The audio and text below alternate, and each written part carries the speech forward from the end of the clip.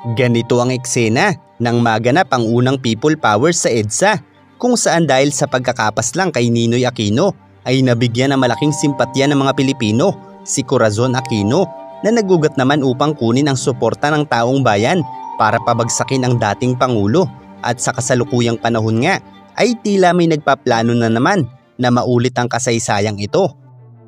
Para sa kalaman ng bayan na si Marcos Jr. na ang sinasabi ko noong 2022, well, hindi naman ako nagsimula, si Pangulong Duterte na may isang presidente na nagsisinghot kasama yung kanyang mga amiga sa Davao City. Question ko, bakit biglang ilalabas, kung sakasakali, biglang ilalabas yung pulboronic video? Bakit? Dati-dati naman. Oh, timing, June 30. Di ba? Pagka June 30, yun yung timing na sinasabi, pwedeng lumitaw yung video. And then, para tapos na talaga, and then magiging presidente na si BP Sara, pwede siya ngayon maging 10 years. Question? Yan po ang totoo. Pag lumabas po ang pulboronic video, game over. Pero teka, game over na nga ba talaga kapag lumabas ang video? Papaano kaya kung ang nasabing video ay hindi makikita ang mukha ng Pangulo?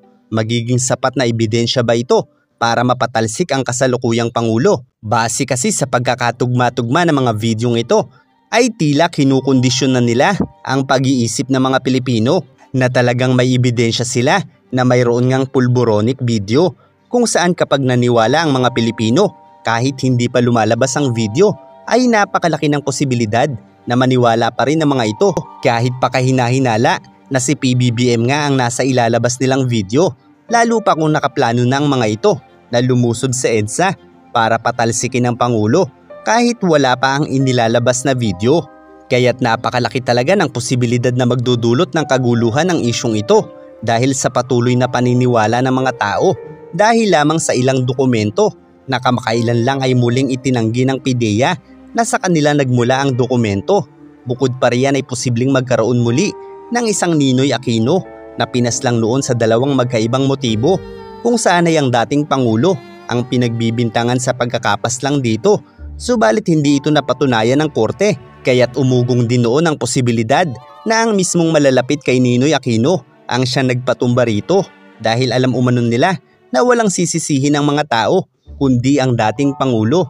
Kaya't kung mauulit ang pangyayaring ito na may itutumba sa mga kalaban ng kasalukuyang Pangulo, ay tiyak siya din ang pagbibintangan ng mga tao.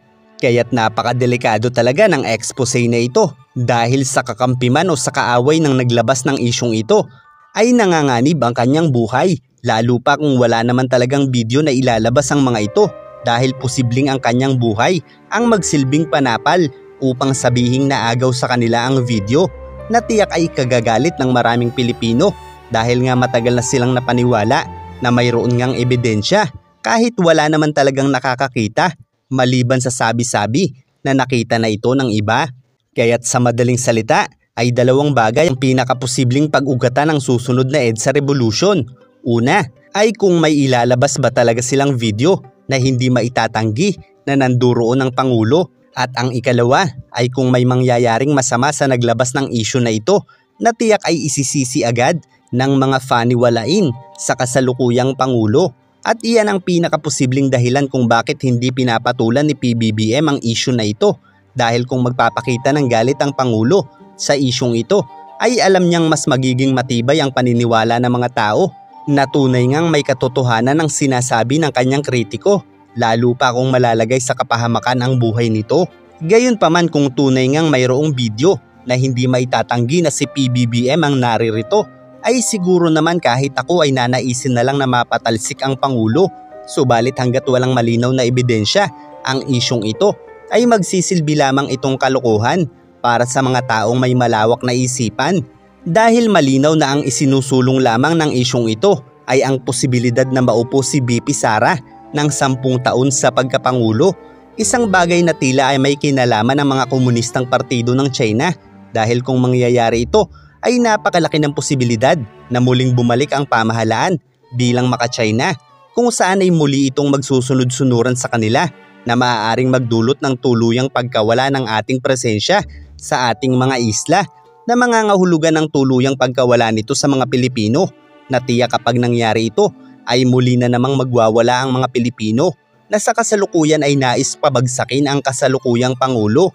Na bukod tangi sa lahat, ang nag-iisang Pangulo na gumawa ng paraan upang makapagpadala ng materyales sa BRP Sierra Madre upang hindi tuluyang gumuho ang barkong ito upang mapanatili natin ang presensya ng ating mga sundalo sa ating teritoryo. Isang bagay na hindi nagawa ng sino mang Pangulo simula nang maisadsad dito ang ating barko, kaya't sa kasalukuyan ay tila guguho na ito at kung tuluyan pa itong pababayaan ay tiyak magigiba na ito at hindi na makababalik pa dito ang mga Pilipino dahil muli itong uukupahin ng mga Tsino. At para naman sa mga nagtatanong kung ano ang dapat unahin ng Pangulo, ang ekonomiya ba o ang soberanya, ay isang malinaw na propaganda dahil kung nag-iisip ang mga tao para sagutin ang tanong na ito ay hindi natin kailangang mamili sa kung ano ang dapat unahin ng Pangulo dahil ang bawat ahensya ng ating gobyerno ay may nakalaan na mga opisyal upang solusyonan ang mga problemang ito. Kaya't kung isa ka sa namili sa kung ano ang dapat unahin ng Pangulo ay masasabi ko na isa kang utu-uto na Pilipino dahil kung sasabihin mo na unahin ang ekonomiya ay para mo na ring sinabing yakapin na lang natin ang China at huwag nang ipaglaban ang ating soberanya. Kaya't maging mapanuri at huwag magpadala sa mga propaganda na tila ay pakawala ng China dahil sila ang sumisira ngayon sa pagkakaisa ng mga Pilipino dahil sa kanilang pagnanais na makuha ang ating teritoryo. At kung talagang may malasakit ang mga taong ito na nagnanais patalsikin ng Pangulo ay dapat matagal na nilang inilabas ang video. Gayong 2021 pa lamang ay sinasabi na nilang gumagamit ang Pangulo. At ang isyong binabanggit sa dokumentong ito ay 2012 pa di umano at ngayon na mayroon na raw silang video ay pilit pa rin nilang binibiti ng paglalabas nito sa pagnanais na makasampung taon si Sara sa pagkapangulo. Ito na ang first part ng ating ebidensya. Alright, first part. Huwag kayo masyadong ma-excite sa video. Pero ito first part pa lang. But the Polboronic is real. Ayon kasi sa Article 7, Section 4 ng 1987 Constitution ay walang sinumang tao na nagtagumpay bilang Pangulo at nagsilbi ng higit sa 4 na taon ang magiging kwalipikado para sa halalan sa parehong katungkulan anumang oras. Sa madaling salita, kung ang isang Pangulo ay napalitan matapos ang 1 taon nitong panunungkulan, ang papalit na Pangulo dito, gaya ng Vice Presidente, ay mangangahulugan na manunungkulan nito ng higit sa 4 na taon. Upang ipagpatuloy ang 6 na taon sanang panunungkulan ng isang Pangulo. Kaya't ang Vice Presidente na naging Pangulo ng mahigit sa 4 na taon ay hindi na maaari pang tumakbong muli sa pagkapangulo.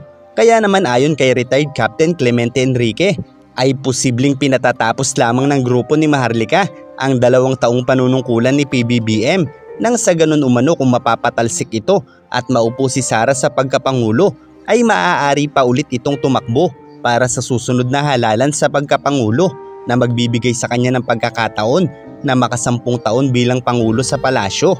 Kaya't malinaw na pansariling interest lang ang isinusulong ng mga ito. O marahil ay gawa-gawa lamang talaga nila ito dahil wala naman talaga silang maipapakitang video. Dahil maaaring ang pakay lamang nila ay ikondisyon ang isip ng ilang utu-utong Pilipino para maniwala pa rin sa kanila kahit wala naman talagang video.